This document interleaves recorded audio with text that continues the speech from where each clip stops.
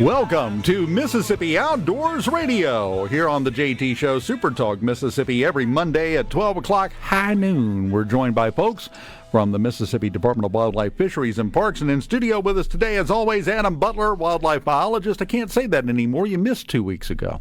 I bet 2 weeks ago. Wasn't it 2 weeks ago you weren't here? Yeah. So I can't Could say, have been. as always, anymore. Yeah. Well, little man had to crud. I think Yeah, something happened. Something like that. Things come up, you know. Also joining us in studio, biologist and the program coordinator in the waterfowl division, Houston Havens, joins us. How are you, man? Doing well. Glad to be here. Glad to have you here. Now, 4th of July, huge weekend, and everybody was out and about. But just because the 4th is over doesn't mean getting out and about and enjoying the outdoors is over. That's right. That's right. And, so summertime is a good time to do a lot of family outdoor activities, and so our as we've talked about on here before, our reopening, I guess, from COVID has been sort of slow and purposeful and everything, and so another one of those things has came back online. We now have opened up tent camping at our parks and state lakes and stuff, and that was one that was being held back a little bit because a lot of the tent camping areas have a common bathroom area or something like that, but that's back open now. So if you're a family looking to get out and enjoy a staycation, is that the word? I think a staycation. Yeah, I think so. Don't want to go very far, but want to get out and do something cool. That's something that's now back available. Well, So you could turn it into a full vacation. Just don't go to the state park right next to you. there you go. Go to one off. Yeah, always. if you want to feel like you've really done something, you could drive to one in another part of the state. Yeah, there you go. If you want to go somewhere where if you get a call and say, hey, I need you to come help me, and you can say, sorry, it's too far to drive, you got that option. If you're right. 10 minutes from the house, you don't have an excuse. You're exactly right. Another thing to do, family-oriented wise, several of our parks have those big water features, the wave pools and the splash pads and that kind of stuff. All of those are back open. We've got down on the coast at Buccaneer State Park. I think that's supposed to be like the biggest wave pool in the state. So that's really, yeah. If you're down there towards the coast, check that out. Paul B. Johnson State Park, another one, got water features there. So a lot of fun stuff to do with the kiddos on Mississippi State Parks this summer. Well, and those are some things that, unless you live right next to those parks in that area, most people aren't aware those kind of things exist at state parks. I think you're right about that. One thing that I've had to do, with this show is get to know our facilities a lot better, and it's surprising even to me sometimes, how much is available right here in the Magnolia State that's in our backyard you could go do without ever having to travel all that far, Well, every week we do the Gateway Getaway, and we list all the features and all the things that are available at a state park that's featured every week. And every week it amazes me because the list it feels like it takes 60 seconds to read off just the list of features that are there, because there's so much in each one of the state parks. It's incredible. Right. Most people think, it's trees and a lake. Right. No. Hey, even Houston here, he was telling me earlier this morning that he's going on a family getaway to one of our state parks that's pretty long time running, huh? Longer than I've been alive, actually, probably 50 years at least. My family's been. So there you go. Really? Taking advantage of a Mississippi State park. So the whole family gets together and goes? Whole family. It's getting more and more people every year. Like grandma, grandpa, the grandkids, everybody. Everybody who's willing to come tolerate a little family time. Yeah, well, see, that's the big thing, right? Because I'm sure every year you got somebody that goes, I got to wash my hair. I can't go this time. Sure. Yeah, Well, that every excuse time. wouldn't work for you, Dave. Well, I tried it once, and they laughed so hard they made me stay longer. Everybody left, and I had to stay there afterwards. Yeah, so I quit using that one for myself. But you could get away with it. Yeah, for a little while longer, maybe. Well, shortly, but Yeah. you could get away with it, definitely. By the way, just want to throw this in the middle of this, not changing the subject, but just catching up from last week. We had somebody that submitted a picture last week, and they were talking about they had called up. They thought it was a cougar that they had called up. Said, just wanted to say I did some research. This is Grady on the C Spire text line. Did some research on that cougar I saw, and I'm pretty sure it was a Florida panther because it was small compared to the size of a cougar. Wanted to clear that up. Thanks for the information last week. Okay. So they've been researching. been researching. Well, and like we talked about, it's not the craziest thing in the world.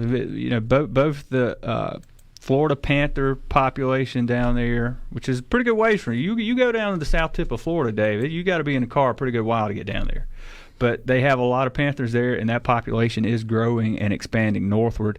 And seems like every couple of years you'll hear some crazy story about usually the young males in that population will disperse way out. I remember a couple of years ago one ended up around Atlanta, Georgia. So that's a pretty long way to travel. So it's not completely out of the realm of possibility that could happen. Yeah, no, if it made it to Atlanta, comparatively speaking, it ain't that far to get over here. Right. So, yeah, that makes perfect sense. Oh, I got a tough one for you on the text line because we're talking about state parks. Okay. Billy and Manti. I'm just going to ask the question and be quiet because this is your show. Right now I don't it like is. The way this is going already. I'm just trying to make you as nervous as possible. It's not bad. In your opinion, which state park has the best and most relaxing canoeing? Well, I will. I have not personally done it. Okay, and I don't know if Houston has either. But Tishomingo State Park up there with Bear Creek. That float, and that is supposedly that Bear Creek float up there near Tishomingo State Park is supposed to be really, really great. It's one that's kind of on my bucket list to do. Haven't done it yet, but definitely need to get up there sometime. So you that's adjacent to the state park there, and I think there's a little section of it that goes through the state park. But it's supposed to be just one of the prettier creeks in the state. Yeah, I've not been there, but I've heard really good things about that one as well. Well, Billy, there you go. There's your recommendation, Tishomingo. That's where you go. It almost feels like the mountains. You drive north for a while, if you're in a lot of the state. Starts getting hilly. Hilly, yeah. Hilly-ish. Relative. Maybe, yeah. Not really. Not really. It sounds good, but we have, even though we have some features that would be considered mountains by some people, they're really not. But it does, up in that northeast corner, it starts to show it a little bit. Yeah. I think the geologists consider that like the very first small foothills of the Appalachians. Like that's where you first start running into a little bit It's of that. the tip. Yeah, just the very... Yeah, it's the very edge of it. Charlie from Pearl, do you think the pythons will be headed north out of Florida? That's a good question. I don't know the answer to that. Obviously, they're causing for those who don't know, that the pythons who have escaped captivity or people who have let them go or whatever cause a lot of problems down in Florida. They're becoming a very big nuisance invasive species in Florida and wreaking havoc on a lot of native wildlife down there. I really don't know what the northern limit of where they could survive the winter would be. I would assume that is what would get them, is that eventually our winters are going to be cold enough maybe to keep them from doing well. That would be a really good question for one of the folks at the museum. To my knowledge, we've not had any issues of that here in Mississippi, you hear random, people might see one every now and again that got let go or something, but it's not becoming an issue the way it is in Florida. Richard from Wiggins, referring to those, says they taste good.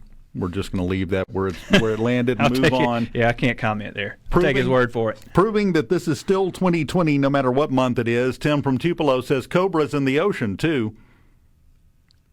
I don't know. I wouldn't be surprised at this point by anything. Okay. From the 662, I live in Tishomingo. The canoeing is great. So we got a backup opinion on that. Well, like I said, it's on my bucket list. I've heard nothing but great things about that stretch of Bear Creek up there. Jeff in Grenada says Woodall Mountain. It's 807 feet tall, but it needs to be 1,000 feet to be an official mountain. That close. You would think, you think we could fudge that somehow? Yeah, we're almost there. Can we build a fire tower on top of it? Maybe something. Maybe measure to the top of the trees or something. Yeah. There's got to be something we can do. We're close enough. Come on, we need to pull that off. When we come back, let's talk to Houston because you know what? Ducks and doves, we have at least 2 or 3 of each, don't we? We've got several. Yeah, and we're going to fix that when the season's open. We'll talk about that more with Houston, and we'll continue talking with Adam. A lot of questions on the C Spire text line. Always open for your questions, 601-879-4395. If you want to talk about bears with chainsaws, it would fit in the year, but let's just skip that for now, shall we? Ducks and Doves up next on Mississippi Outdoors Radio. Mississippi Outdoors Radio on Super Talk Mississippi. Some questions we're not going to have an answer to, Adam. Larry in Brookhaven says, is there going to be a wildlife extravaganza? No. They are, and I'm not. I should preface that by saying I'm not really up on everything, but I think all those events were canceled here, probably a month ago or so. Yeah, the announcement was made. At this point, the safe assumption, I would think, would be whatever event you're thinking about has been canceled until you hear otherwise. Right. And that's pretty much across the board for everything. Yeah, I mean, they're still having discussions. The MHSAA had a meeting at the end of the week about whether or not to have football and when it's going to start and how it's going to happen for high schools. That's not even settled yet. So right. Most of the other things, they just pulled the plug on it, unfortunately. And we'll have to see if that changes with the spike that we've had in the numbers recently. Might not be moving in the right direction for some of this stuff to change, but we'll wait and see. Houston Havens in the studio. What's up with birds? Well, it's it's hard to believe that it's that time of year again already. We're in the swing of summer, and summer in Mississippi means trapping and banding some of our resident birds. A lot of people don't realize we have mourning doves and wood ducks that stay here year-round. Those are resident birds here in the state. And so we've got a lot of people in the field actually have been getting text messages, videos, and photos of doves being trapped and banded as we speak right now. We're getting geared up. Those activities have just started where we're trying to mark a representative sample of our population of resident migratory game birds, so we can get some information on harvest rates of those birds, where they're going, where people are harvesting those birds. When a hunter is fortunate enough to harvest one of those birds that's banded, they get the information off of that and send it in to the U.S. Geological Survey. Is the federal agency that's over the banding program, and then that hunter in return gets information back on that bird, how long ago it was banded. It could have been several years. A lot of that information is really, really interesting, but just in general, it's kind of a trophy thing for a hunter to get that information back from a banded bird that they have harvested. Well, I would think so because, they are migratory and they do have habits, but I would assume that some of these birds that we banned in Mississippi will be killed elsewhere. That's right. For doves, a lot of our doves are going to be harvested in Mississippi, and really a lot of that, most of Mississippi's dove hunting effort is in those first 2 weeks of the dove hunting season. You do have those avid people who are out there, throughout the year as much as they can go and enjoying that sport, but most people are going to center their activity around that Labor Day weekend. It's kind of a traditional thing, and then perhaps the following weekend is really when most of that occurs. But most of our band returns are for doves are going to be in Mississippi and then around the surrounding states, of course. The furthest that we have had, to my knowledge, has been in North Carolina, which is that's a pretty good haul for a dove. It was several years after it had been banded. I think 3 years after being banded. We do get a good scattering of those, and then of course with wood ducks, even further, we have wood ducks that'll routinely go into Canada. A Mississippi marked bird will be harvested, throughout the United States and even into Canada sometimes. Now, and this is fascinating to me because it's a great way to track it. What's the percentage return? How many of these birds that are banded you just never hear from again? A lot, because we're relying on hunters to harvest the bird, and then we're relying on them to actually take the time to report the banding information. And so there are reward banding programs from time to time where there's actually 2 bands on the bird, and one of them has information on actually receiving a payment for calling in. And that is just to gauge what we call the reporting rate. So we need to know, at what rate are the actual bands that are being harvested being reported back to us. So a lot of work, research goes into that as well. But yeah, I mean we have multiples, of course, every year, and every year that we band, that's more birds that are out there. We have previous year's birds, banded birds that have survived, and it's really neat. We're always interested every time we get a band return sent back to us. That somebody's called one in. We're always interested in where that bird was marked, how long ago it was marked, and things like that.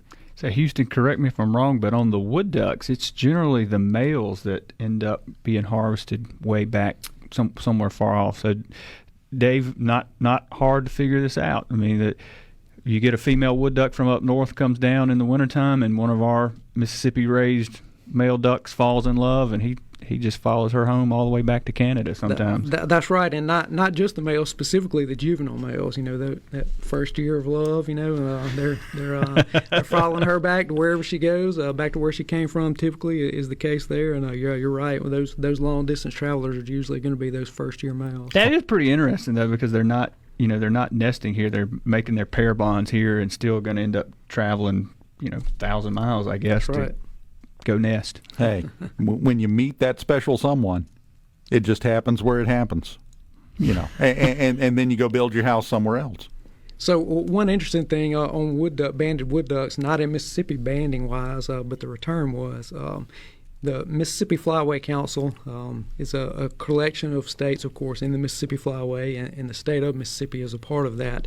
And we pay into some cooperative projects, one of which is some banding that's done every summer during August in Canada. And that banding effort is largely targeted toward mallards, but it was a couple of years ago now, I think. They're, out of the thousands of ducks that were banded in Saskatchewan with that particular effort, there was one wood duck banded that year. In the following hunting season, it was harvested on Pearl River Wildlife Management Area, just right here outside of Mississippi. So that's pretty cool. Pretty astronomical statistics there. The odds of that happening. Very cool. And you were talking about the distance that they come from.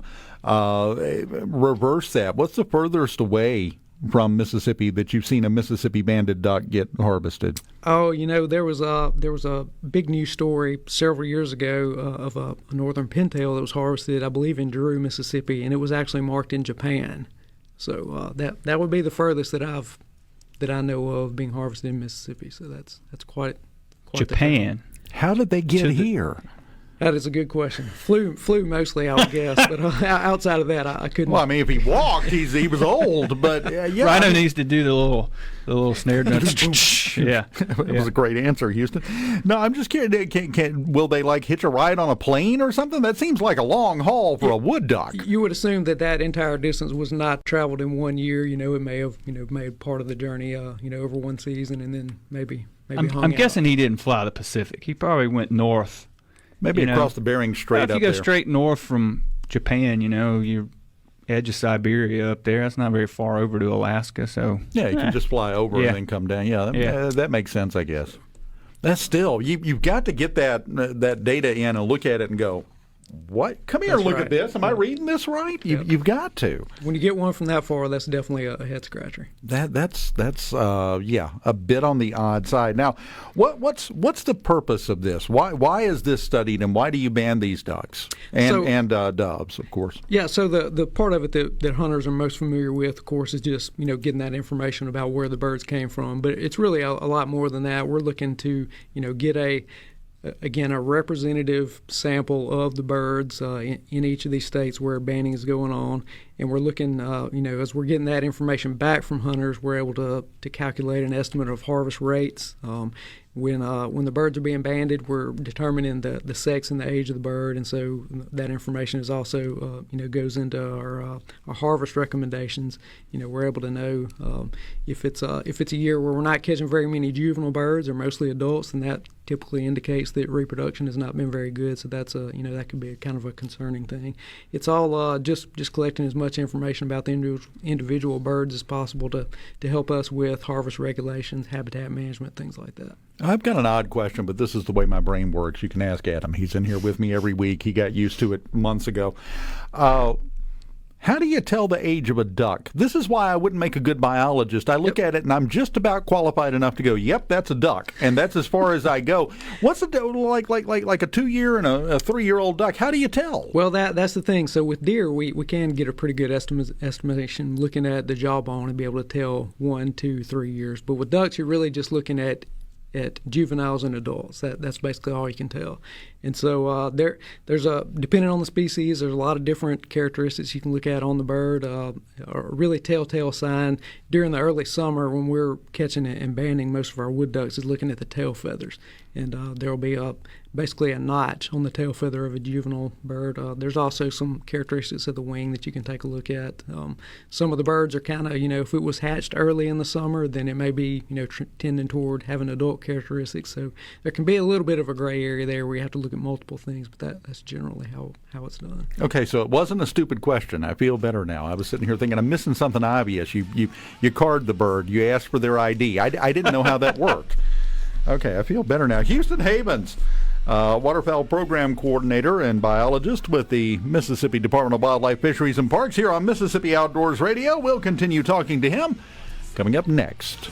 Welcome back, Mississippi Outdoors Radio on Super Talk Mississippi, and it's time for our Gateway Getaway, and it's a good one this week. They're all good, but this one, down from my neck of the woods, obviously I'm going to brag harder on it. It's Lake Lincoln State Park down in Wesson, just a short drive down I-55 south out of Jackson, nestled in the shade of towering hardwood trees. The essence of serenity. Every time that comes up, that is beautifully written. Did you write that, Adam? I did not. You did not. I would claim it anyway. Essence of serenity. The essence of serenity. They're not wrong. They're exactly right. It seems like we need some birds playing in the background or something. Yeah, some sort of wildlife noise, a babbling brook perhaps or something. I don't know. They have a 550-acre lake. I don't know what sound a lake makes, but we could throw that into the mix too. You can fish for bass, brim, catfish, and white perch.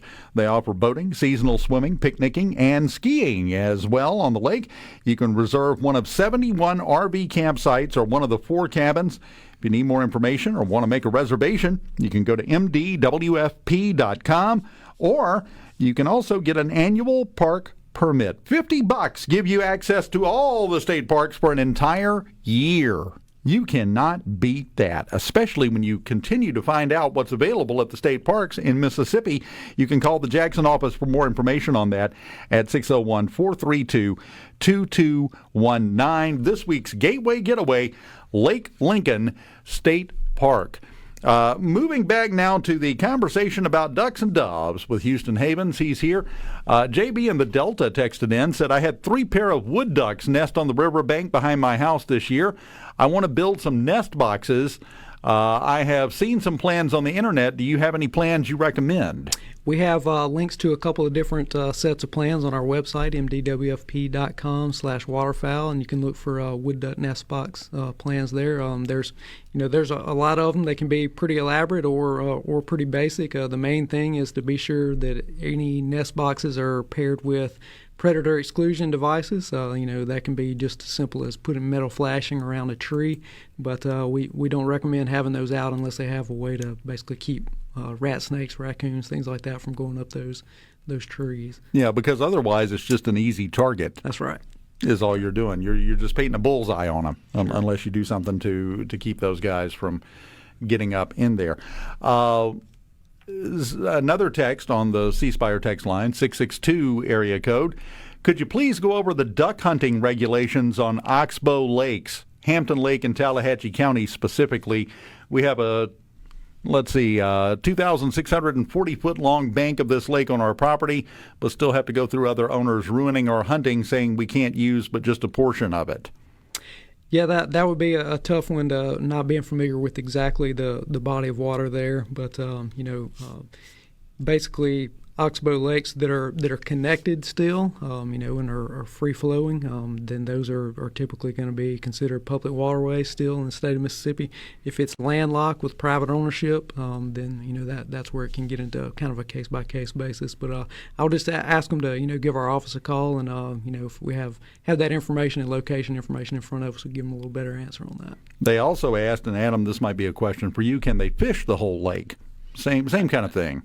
I think the same rules apply on that. If Well, if they're out in the lake, obviously, yeah. But as far as access to the That's lake right. and everything, the same rules apply as waterfowl. If it's still connected, free flowing, versus if it's totally landlocked and private ownership. But again, this, and we talk about this all the time, and it's usually the case, and I know it can be frustrating, but each case is individual. It's on a case-by-case basis. You need to call and get some specific advice on your specific situation. Right. That'd be something that probably be better answered by your local conservation officer, because they're going to have more familiarity with those bodies of water and how they look at different water levels and that sort of thing, you know. So that all of that's pertinent information to know, and not something that I'm going to be familiar with or Houston's going to be familiar with necessarily with every single one of those in the state. Yeah, exactly. It's too much to keep up with, and that's why you have local conservation officers, because they know their territory. So find your local conservation officer there in your area in, Tallahatchie. Get a hold of them, and I'm pretty sure they can help you out and tell you exactly what's what. If not, they'll have the information to find out for you and get you a definite answer. And I apologize for giving general answers, but in a lot of cases, that's all you can do without knowing the exact specifics of the situation, because that can change things. There are no blanket rules that cover these things, unfortunately. So that's just the way we have to do. Moving on to a different subject, Houston, prairie pothole conditions. Mm-hmm. Explain what we're even talking about, because I'm lost. Sure. The prairie pothole region, we're talking about the southern half of the Canadian prairies there, and the northern U.S. prairies. Nowhere close to where we're just talking about our wood ducks, spending the summer or staying year round. So we've covered wood ducks, our resident birds that are staying here during the summertime, but of course, most of the ducks that we're going to have here in Mississippi during the wintertime are migratory, as you mentioned earlier, that are going to be coming from, regions far north of here. So basically the eastern half of the North Dakota, South Dakota, those are high production areas for birds that are going to be coming to Mississippi, and we know that, again, from banding efforts that go on in those regions. And I wouldn't have guessed that. I guess I just think straight north-south. I don't think over to the west a little bit. Right. So, yeah, so of course, basically following the Mississippi River, that's where the Mississippi Flyway gets its name from. But of course, that as that river goes up and extends, the headwaters and all, that's an extremely large area that's covered there. And birds do cross flyways from time to time, but in general, as a Mississippi biologist, we're typically focused on birds that are spending the summer and raising their young in the eastern half of the Dakotas, southern Saskatchewan, Manitoba, those areas. So this time of year, we're typically getting a report back from the U.S. Fish and Wildlife Service from a survey effort that has gone back decades. But as most things have been impacted, worldwide, it seems at this point in 2020, those survey efforts were not able to be conducted this year. Aerial survey efforts that are, extending through the northern U.S. and Canada. So we don't have those breeding population numbers, the BPOP numbers that duck hunters are familiar with getting in late summer every year. So we're having to rely on a little bit different sources of information. Luckily, we've gotten so advanced with technology that we do have good precipitation indexes for those regions, which, of course, with a duck, you would associate wetland habitat. That's going to be pretty important for them. So we do have that information, and that those indexes for those areas have come back as being pretty good, above average for a lot of the areas, again, that are important for Mississippi, the eastern side of the Dakotas and southern Saskatchewan. So at least habitat-wise, we feel like things are setting up pretty good again this year for ducks to be able to nest and raise their young there. And then also we rely on some state efforts that were continued, survey-wise. North Dakota in particular was able to complete a survey effort. And basically what they found was overall duck numbers were up there, up 18%, which is good. They were up last year, and being up again this year is a pretty strong indicator for potentially birds that could come to Mississippi.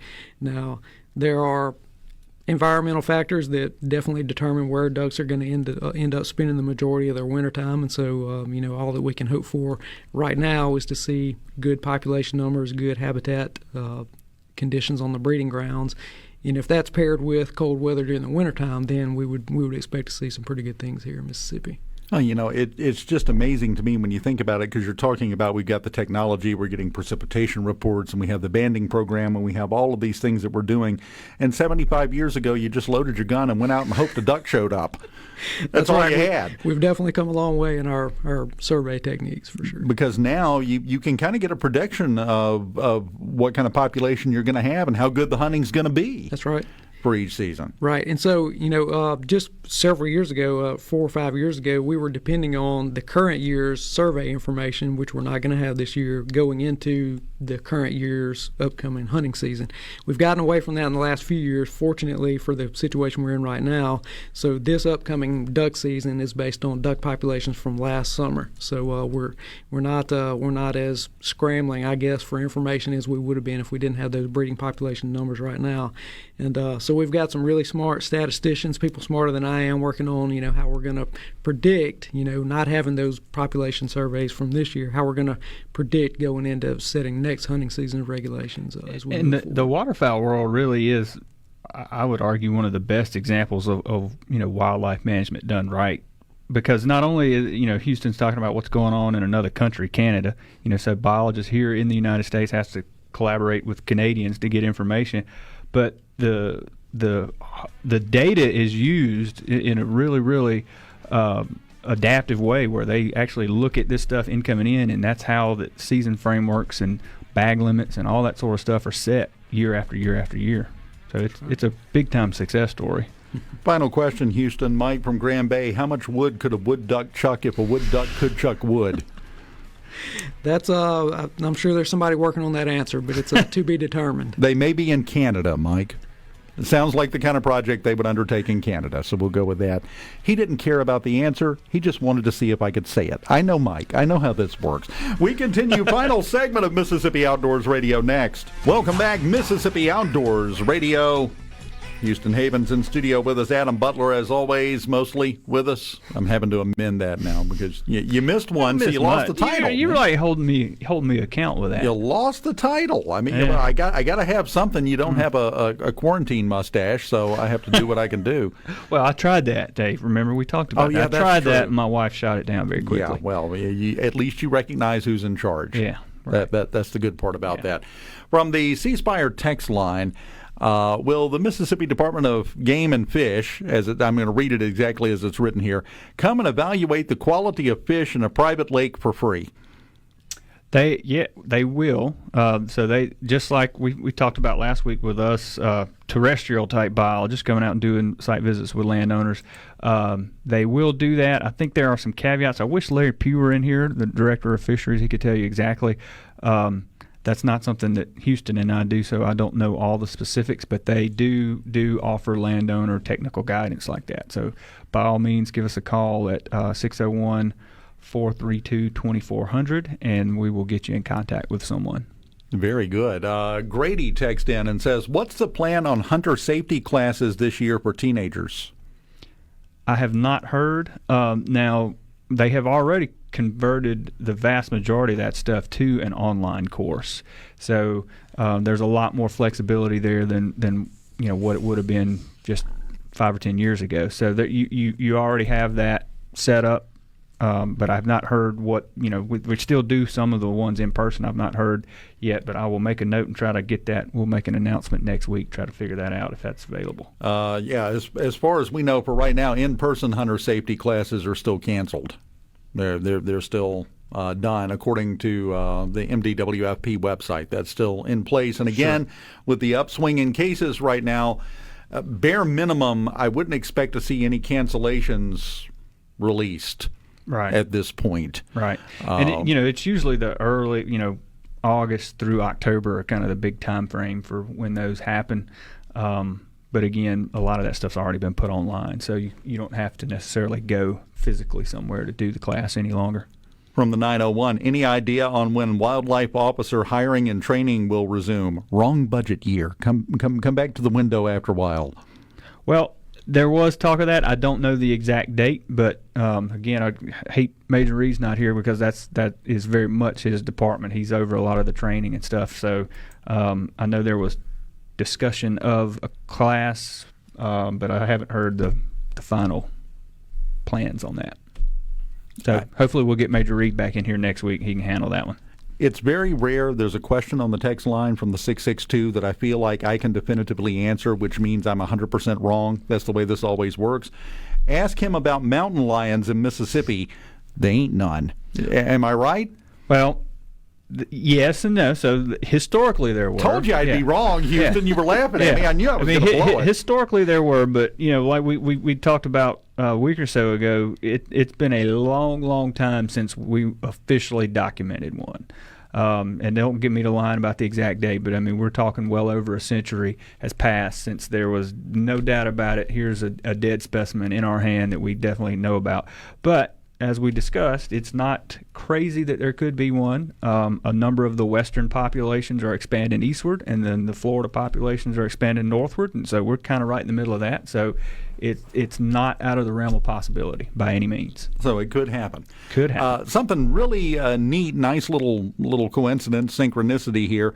We were talking about canoeing earlier. Somebody had a question about canoeing and the TV show. What's it about this week? Well, this week is a really cool episode. I'm going to say it's one of the neater episodes that they've done in a long, long time, and really one of the cooler things that you can do outdoors in Mississippi. They're highlighting, I always mispronounce it, Cawpaw Canoe Company over there on the Mississippi River that I guess to my knowledge is probably the only outfit that does float trips on the Mississippi River in these big, huge canoes. So this week's Mississippi Outdoor episode is a twofer. The whole episode, both segments, will be a overview of a 4-day, 3-night, 100-mile canoe trip down the Mississippi from Rosedale to Greenville, where they're camping on the sandbars, fishing in the big muddy, just like Huck Finn or something, and so really cool. You don't want to miss that. Air this Thursday at 7:30 p.m. and again on Saturday at 5:30 p.m. And of course, you can always catch it if you miss it on our YouTube and Vimeo and all that stuff. MDWFP/Mississippi Outdoors. There you go. You can find it everywhere. But that's a really cool episode. Check that out. Ties in perfectly. We even had a question about it. So you get some good virtual canoeing experience. I think that'd be the way to put it, wouldn't it? Everything's virtual now. I'm not going in a canoe on the Mississippi River without somebody who knows what they're doing, though. No joke. That's a great way to not come back. And it's not going to be a little canoe. It's going to be a big canoe. Yeah. Pontoon boat, maybe. And it depends on what the weather's been like the last few days before I'm going to agree to that. That's it for Mississippi Outdoors Radio. Somebody said Mississippi Murder Hornets. Well, I apologize, Houston. I didn't take the time to tag the one that bit me, but maybe we can get it next time. Mississippi Outdoors Radio back next Monday.